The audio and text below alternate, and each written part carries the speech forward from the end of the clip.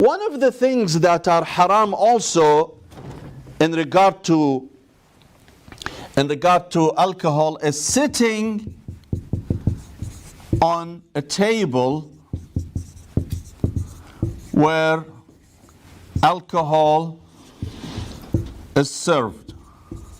So, for example, I'm invited to someone's house, a non-Muslim, and they have party, and there is alcohol being served. Not only it's haram for me to drink, it is haram for me to be sitting on a table where there is alcohol being served.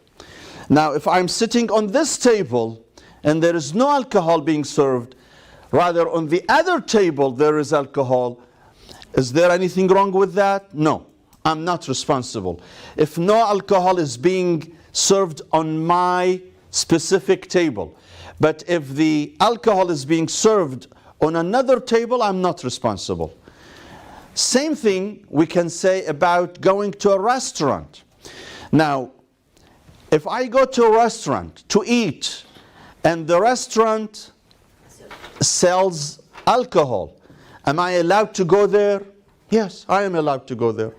I'm not allowed to drink alcohol. I'm not allowed to sit on a table where alcohol is being served. But if the restaurant is offering alcohol to other customers, to other guests, this does not affect me. I have nothing to do. It has nothing to do with me.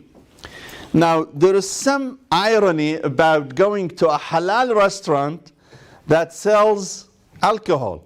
Some people say, I mean, how is it possible that someone sells halal, yet he sells alcohol? In fact,